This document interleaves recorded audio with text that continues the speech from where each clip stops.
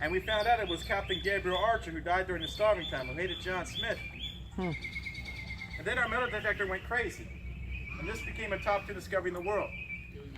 This is a life-size photo of a little silver box. Now, they're not supposed to be burying silver, they're supposed to find silver. So this is weird for us. Remember I said 99% of our stuff is garbage. This is not garbage.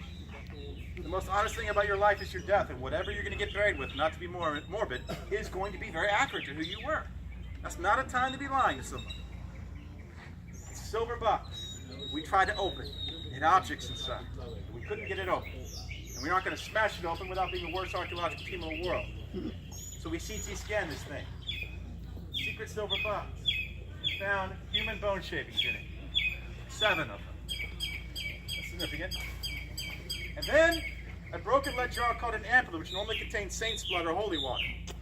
Bones of a saint, blood of a saint, together in the same reliquary, is not just a Roman Catholic artifact, it's an extraordinarily Roman Catholic artifact. Even the Vatican agreed when we sent people there. This is typical of a Catholic and a non-Catholic land. Remember that 20% of England might secretly be Roman Catholic. They just can't be very loud about it. They have to go underground. When your religion is outlawed, you just go underground. You don't stop. If it's 20% of England, it's maybe 20% of Jamestown. It's not just this, it's Rosary Beach, the Saints-Sims, we're finding them. They're in the museum, you can see for yourself. But to identify this with a captain in the chancel of the First Protestant Church is a bit much.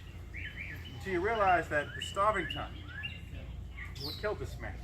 And during the starving time, it's John Smith's successor, George Percy, who buries him. George Percy is from one of the most noble Roman Catholic families in all of England. That's political cover. So why does it have to do with John Smith? Well, George Percy and the guy who buried him hate John Smith. And what did John Smith do? Expose himself as a Puritan. And the descendants of Catholics and Puritans can be next door neighbors or live in the same house now. Welcome to the United States of America. But 410 years ago, we are very well aware that this is not going to be 2 groups who coexist.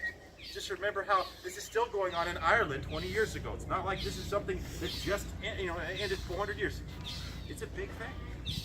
And it's interesting to me, because if you were Gabriel Archer, John Smith represents everything wrong in the world. And if you're John Smith, Gabriel Archer represents everything wrong in the world. But the point is, George Percy took over the fort after John Smith had a gunpowder accident. And that's the same George Percy whose older brother is in prison for the gunpowder plot against King James. Guy Fawkes Day. Thomas Percy was one of the lead conspirators. That's extraordinarily suspicious. So how are we wrapping this up? Well, John Smith is not a perfect leader, no one ever has been. But the point is, when John Smith is gone, some of the people who hated him wish he came back. Because during his winter, he learned from the Indians to spread the colonists thin to maximize